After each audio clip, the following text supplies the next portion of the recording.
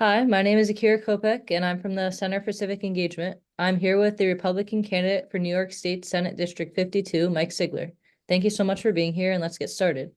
To Okay, begin, I wanted to ask, why are you running for state senate? And if you are elected, what will be your top priorities for the district? I'm sure. Just one quick thing. I'm the Republican candidate, but I'm also a candidate on a line called Local 607 in New York State. If you want to get on an independent party line, you can go and collect signatures.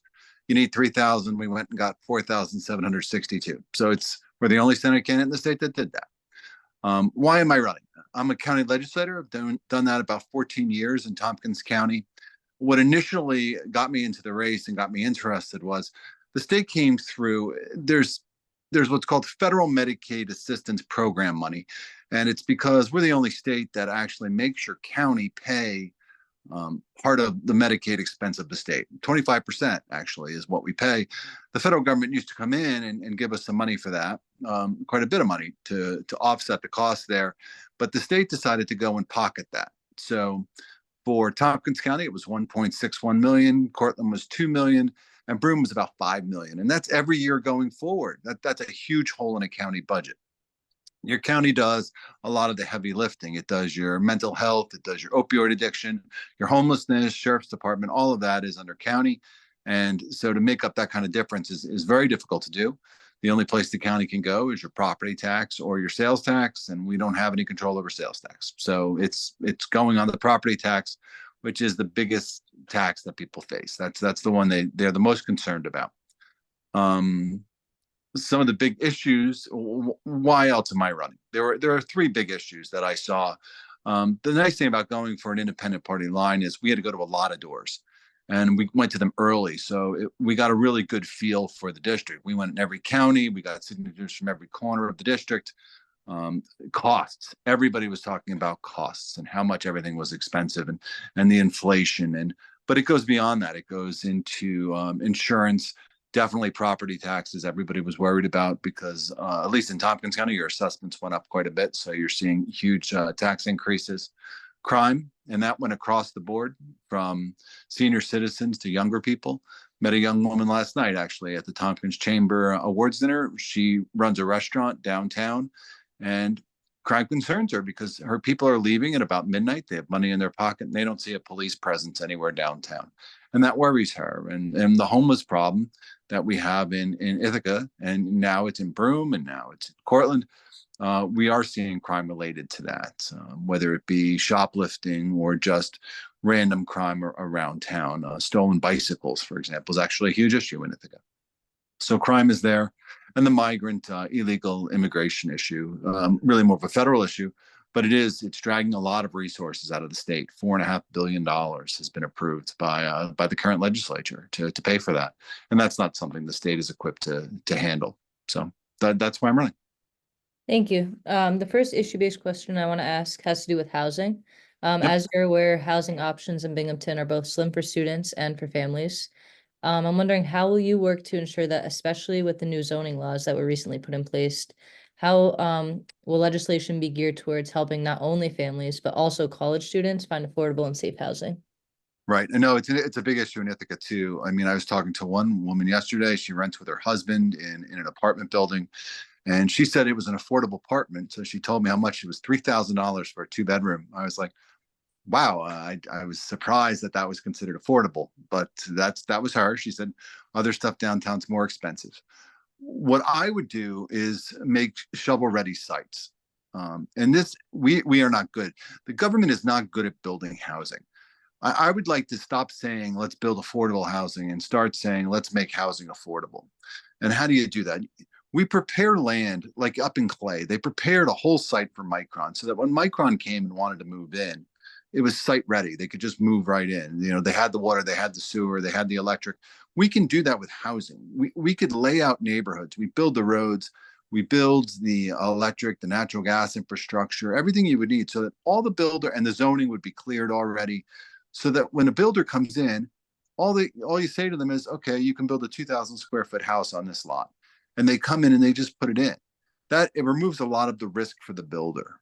And that's important to keep costs down. You want to relieve that risk. So the builder, all they're doing is coming in, and building the house. So now you've got materials and labor, and that should lower the cost of housing across the board.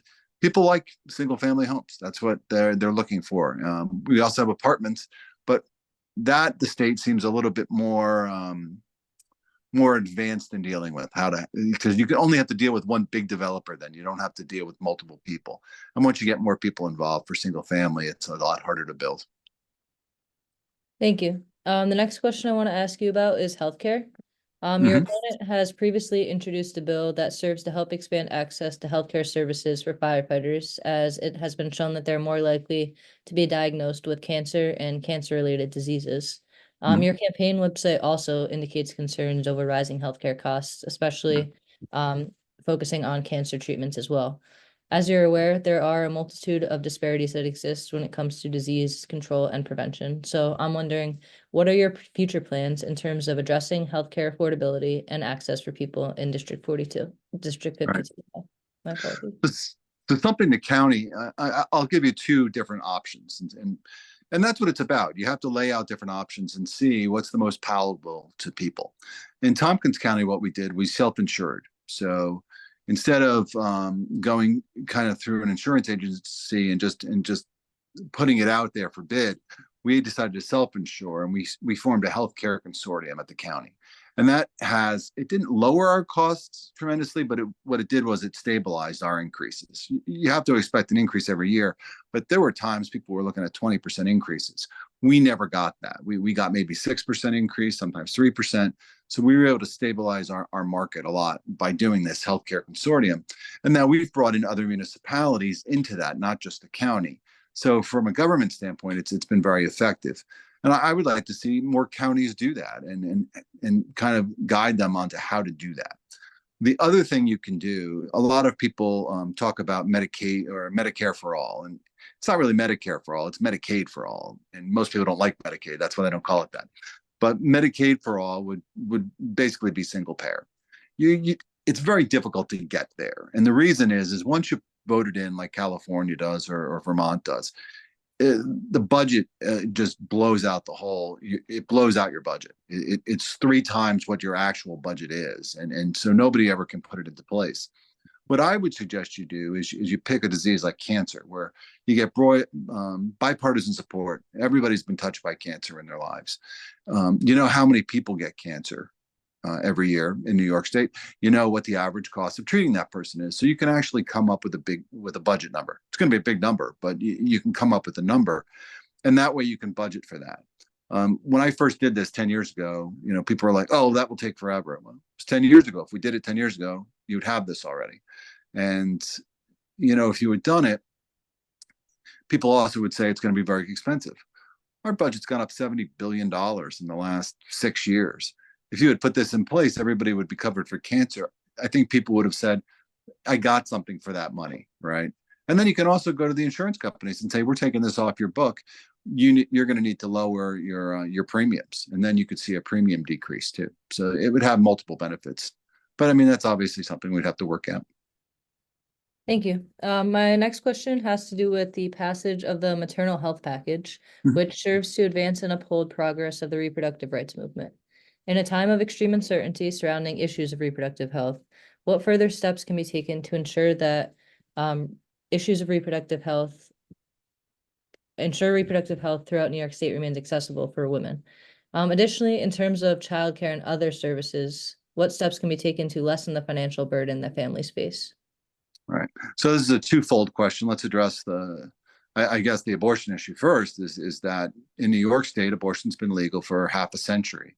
There's no Republican in the Senate that is proposing any legislation to change that. So the idea that it's kind of in jeopardy by whom, I guess, is the question. It's no one's really challenging the law. It's legal up to 24 weeks. You can debate about the third trimester, I think, but most people don't seem to be inclined to have abortion up until birth. So that I guess is where the debate lies with that. Obviously, exceptions for rape and incest. Pretty much everybody agrees that there should be exceptions for that in the cases of abortion. The big thing, though, is if you're going to talk pro-family, Childcare, which you had mentioned, is a big deal in New York State. It's extraordinarily expensive. Every time we talk about raising the minimum wage, for example, that's going to go up in price. So what I think you should do is once a child is born, and this comes back to the healthcare question.